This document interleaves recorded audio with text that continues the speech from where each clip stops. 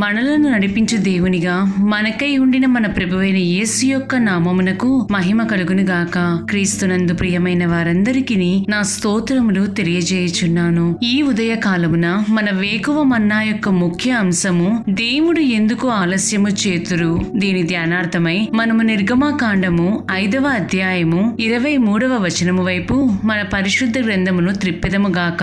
నేను నీ పేరిట మాట్లాడుటకు ఫరో యొద్దకు వచ్చినప్పటి నుండి అతడు ఈ జనులకు కీడే చేయుచున్నాడు. నీ జనులను నీవు విడిపింపను లేదనెను అని చదువుచున్నాము. ఈ వాక్యమును వినిచుండిన ప్రియమైన వారలారా, మనము అనేక సార్లు దేవుడు మనకు చెప్పిన వాటిని పాటించుటకు మనము లోబడినప్పుడు మనకు ఆ పని పూర్తి చేయుటకు అనేకమైన ఆటంకములు వచ్చును. అదే మోషే యొక్క జీవితంలో కూడా సంభవించినది. ఎప్పుడైతే మోషే దేవుని ఆజ్ఞను అనుసరించి ఫరో యొద్దకు తన జనులను విడిపించమని అడుగుటకు వెళ్లి ఉన్నాడో, వెంటనే ఫరో అత్యాగ్రహము పొందిన వాడై మోషేతో, మీరు సోమరులు, అందుచేత వెళ్లి యెహోవాకు బలి అర్పించుటకు సెలవిమ్మని మీరడుగుచున్నారు. మీరు పొండి పనిచేయుడి, గడ్డి మీకియ్యబడదు, అయితే ఇటుకుల లెక్క మీరు అప్పగింపక తప్పదని చెప్పెను. అంతట మోషే యెహోవాతో ఈ మూల వాక్యమును చెప్పుచున్నాడు. ఇది జరుగుటను బట్టి జనులు విడిపించబడకపోగా మోషే జనుల యొద్ద నుండి విమర్శలకు గురైయున్నాడు. మోషే జీవితములో దేవునికి లోబడుట అంటే ఏమిటి అని నేర్చుకొనుచున్న సమయము. అప్పటికి తండ్రి అయిన యెహోవా కార్యము ఇంకను మొదలవనే లేదు. తన పిలుపునకు ప్రారంభములోనే మోషే ఈ విధముగా దేవునితో మాట్లాడుచు ఫిర్యాదు చేయుచుండెను. ఇది ఈ విధముగా ఉండినట్లయితే దేవుడు ఎందుకు మోషేతో నీవు వెళ్లి నేను ఇశ్రాయేలీయులను విడిపించదను అని చెప్పి ఎందుకు ఈ విధముగా చేసి ఉన్నారు? అదే దేవుని యొక్క ప్రణాళిక అయి ఉన్నది. దేవుని సమయము మనం అనుకున్నప్పుడు ఉండదు. తండ్రి అయిన యెహోవా నేను ఇశ్రాయేలీయులను విడిపించదను అని చెప్పెను, కాని నువ్వు వెళ్లి ఫరోని అడుగు, నేను మరుసటి దినముననే ఫరో చేతిలో నుండి విడిపించదనని హామీ ఇవ్వలేదు. ఆయన చేసిన వాగ్దానము నేను విడిపించదను అని మాత్రమే, కాని ఆయన ఎప్పుడు విడిపించదనని సమయము చెప్పలేదు. దీని తరువాత 6వ అధ్యాయమునందు నేను నీవు చెప్పిన పని చేయుటకు నేను సరైన వ్యక్తిని కాదు అని కూడా దేవునితో చెప్పిన వ్యక్తిగా మోషే కనబడుచున్నాడు. దీనికై మనము 6వ అధ్యాయము 12-13 వచనములను గమనించినట్లయితే, అప్పుడు మోషే చిత్తగించుము, ఇశ్రాయేలీయులే నా మాట వినలేదు, మాట మాంద్యము గలవాడను, నా మాట ఫరో ఎట్లు వినునని యెహోవా సన్నిధిలో పలికెను అని చదువుచున్నాము. అంటే అత్యంత సాత్వికుడు అనిపించుకొనుటకు ముందుగా మోషేలో కోపము, లోబడని స్వభావము కలదని మనము గ్రహించవలెను. దేవుడు చేయు ఆలస్యములకు ఆయన దగ్గర సరైన జవాబులు కలవు. మనము నిర్గమకాండము 7వ అధ్యాయము 5వ వచనమును గమనించినట్లయితే, నేను ఐగుప్తు మీద నా చెయ్యి చాపి ఇశ్రాయేలీయులను వారి మధ్య నుండి అప్పగింపగాని నేను యెహోవానని ఐగుప్తీయులు తెలుసుకొందురనెను అని చదువుచున్నాము. అనగా ఇక్కడ యెహోవా కేవలము ఇశ్రాయేలీయులు మాత్రమే కాక ఐగుప్తీయులు సైతం ఆయనే దేవుడని తెలుసుకొనవలెనని వాంఛించుచున్నట్లుగా మనకు అర్థమగుచున్నది. అంతటా దేవుని యొక్క శక్తి మరియు ఆయన యొక్క మహిమ లోకమంతటను వ్యాపించును. ప్రియమైన దేవుని జనమా, దేవుడు మన జీవితములో చేయు ఆలస్యములకు కారణం మనకు తెలియకపోవచ్చును. మన విధేయత సరిగ్గా దేవునిచే గుర్తించబడలేదని ఆ సమయములో అనుకునేదము. అయితే తన సొంత కుమారునిగా ఈ లోకమునకు వచ్చినను ప్రభువైన యేసు సైతం విధేయతను నేర్చుకొని ఉండెను. మనము అపోస్తలుడైన పౌలు హెబ్రీయులకు రాసిన పత్రిక 5వ అధ్యాయము 8వ వచనమును గమనించినట్లయితే, ఆయన కుమారుడై ఉండియు తాను పొందిన శ్రమల వలన విధేయతను నేర్చుకొనెను అని చదువుచున్నాము. తండ్రి అయిన కుమారుడు సైతం శ్రమల వలన విధేయత నేర్చుకొనినప్పుడు ఇక మీరును నేనును ఏ పాటి వారమై ఉన్నామన్నది మనము గ్రహించవలసిన కార్యమై ఉన్నది. దీనిని బట్టి మనము ఏమి నేర్చుకొనవలెను? దేవుడు మన జీవితములో చేయు ఆలస్యమును బట్టి మన ద్వారా ఆయన నామము అధికముగా దినదినముగా హెచ్చించబడుట మాత్రమే కాక క్రీస్తు సారూప్యము మనలో రూపించబడి ఇంకను ఓర్పు గలవారముగాను విధేయత చూపించు వారముగాను మార్చబడగలము. ప్రియమైన దేవుని బిడ్డ, ఒకవేళ నీ జీవితంలో జరుగుచున్న ఆలస్యమును బట్టి నీవు విసుగు చెంది నిరుత్సాహపడుచున్నావా? నీవు సొమ్మసిల్లవద్దని ప్రభువు నీతో చెప్పుచున్నారు. దేవుని వాగ్దానము అనగా ఆయన నీకు చేసిన వాగ్దానము తప్పక నెరవేర్చుదురు. నీ నిరీక్షణను తట్టిలేపుకొనుము. మనము అపోస్తలుడైన పౌలు ఫిలిప్పీయులకు రాసిన పత్రిక 2వ అధ్యాయము 8వ వచనమును గమనించినట్లయితే, మరియు ఆయన ఆకారమందు మనుష్యుడిగా కనబడి మరణము పొందునంతగా అనగా సిలువ మరణము పొందునంతగా విధేయత చూపినవాడై తన్ను తాను తగ్గించుకొనెను అని చదువుచున్నాము. మోషేలో దేవుని సారూప్యము నెలకొల్పుట కొరకును ఐగుప్తీల మధ్యలో ఆయన నామ మహిమార్థమై ఆ విధముగా ఇశ్రాయేలీయులను తండ్రి అయిన యెహోవా నడిపించి ఉన్నారు. నేడు నీవును అదే రీతిగా బాధపడుచున్నట్లయితే నిన్ను బట్టి ఎంతమందిని ఆయన వైపు సంధించుటకు ప్రణాళిక కలిగి ఉన్నారో ఒక్కసారి ఆలోచించుము. చివరకు ఒక్క మాట చెప్పవచ్చును, అది దేవుని సమయము కాకపోయినట్లయితే నీవు ఎంత ప్రయత్నించినను ఆ ఆలస్యమును కొంచెము కూడా ముందుకు జరపలేవు. అదే దేవుని సమయము వచ్చినట్లయితే నీవు ఎంత జాగు చేయదలిచినా ఆ కార్యము జరగకుండా ఆపలేవని జ్ఞాపకముంచుకొనుము. మనలను జగత్పునాది వేయబడక ముందే ఏర్పరచుకొని ఉన్నారు ఆ ప్రభువు. మన వలన ఆయనకు రావలసిన ఘనత, కీర్తి, మహిమను రాబట్టుటకు గాను మనలను అలా పరీక్షల మార్గంలో నడిపించి తద్వారా నీవే నా ఆశ్రయ దుర్గము ప్రభువా అని మనలను మనము తగ్గించుకునేంత వరకు దేవుడు అలానే ఆలస్యము చేయుచూ ఉందురు. కాబట్టి ఆయన యొక్క నిత్య ఉద్దేశ్యము మనలో నెరవేర్చబడుటకు మనలను మనము ఆ ప్రేమాతిశయుని చేతికి సమర్పించుకునేదము గాక. దేవుడు మిమ్ములను మరియు మీ కుటుంబములను దీవించి కాచి కాపాడుదురుగాక. ఆమేన్.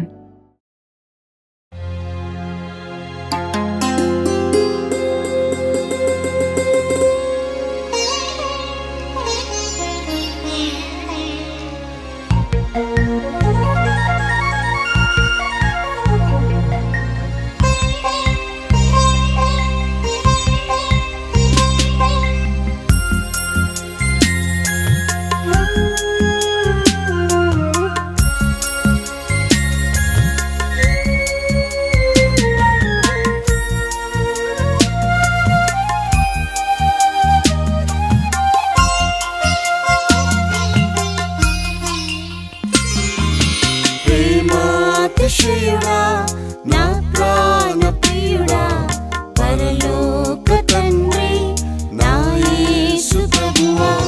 ప్రేమాతిశయుడా, నా ప్రాణ ప్రియుడా, పరలోక తండ్రి, నా యేసు ప్రభువా.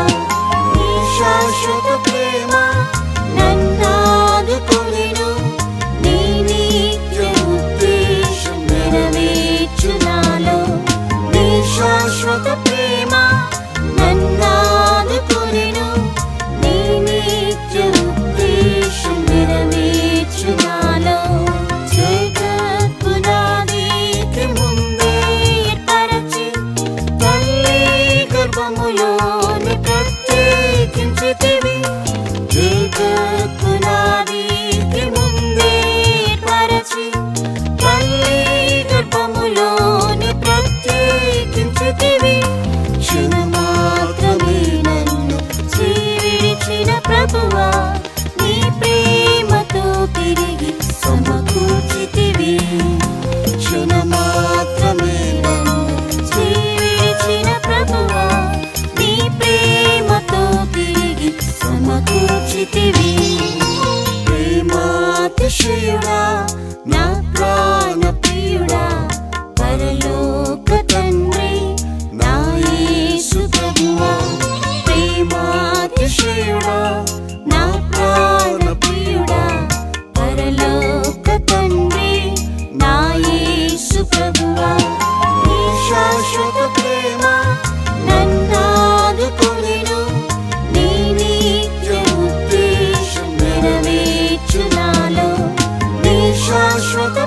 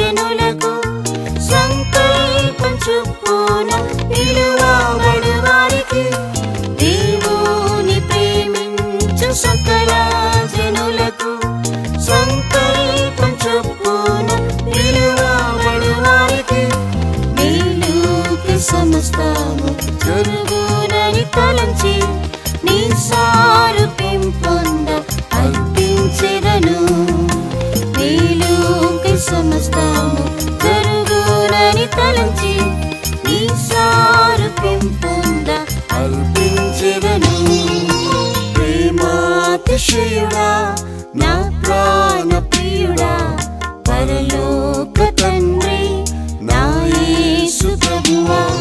ప్రేమాతిశయుడా నా ప్రాణ ప్రియుడా పరలోక తండ్రి నా యేసు ప్రభువా. నీ శాశ్వత ప్రేమ నన్నాదుకొనెను, నీ నిత్య ఉద్దేశం నెరవేర్చు నాలో. నీ శాశ్వత ప్రేమ నన్నాదుకొనెను, నీ నిత్య ఉద్దేశం నెరవేర్చు నాలో.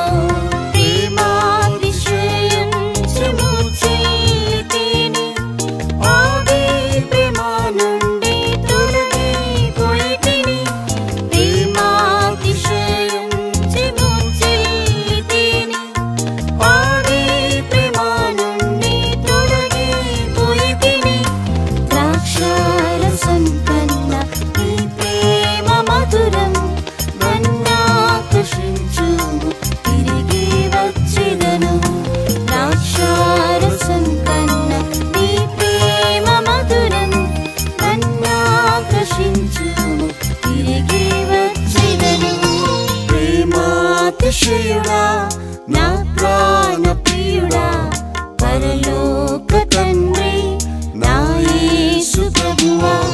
ప్రేమాతిశయుడా నా ప్రాణ ప్రియుడా పరలోక తండ్రి నా యేసు ప్రభువా.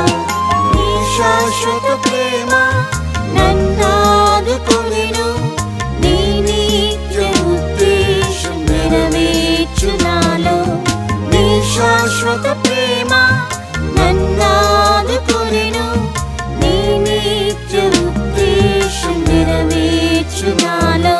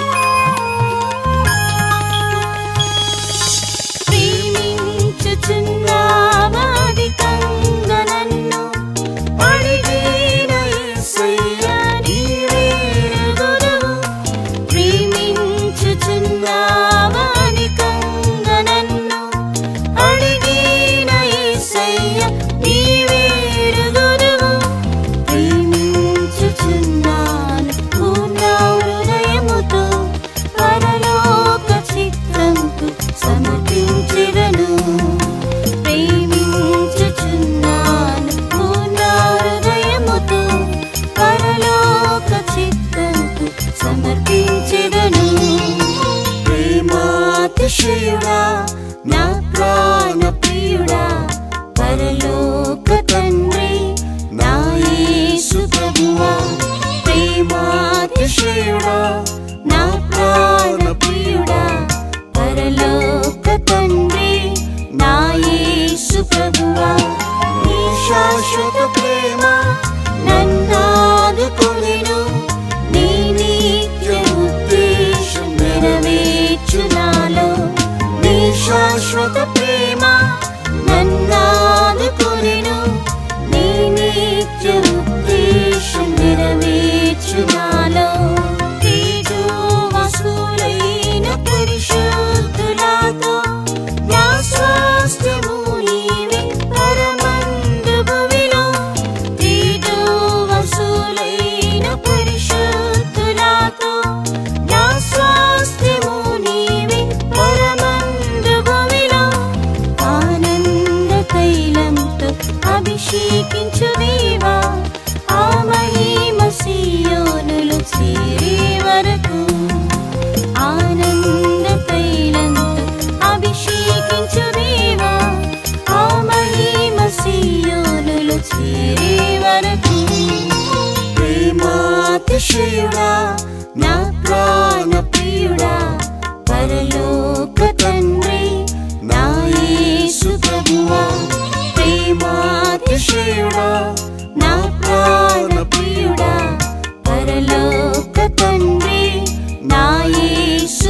దేవా నీ శాశ్వత ప్రేమ నన్నాదుకొనెను నీ నిత్య ఉద్దేశం నెరవేర్చు నాలో నీ శాశ్వత ప్రేమ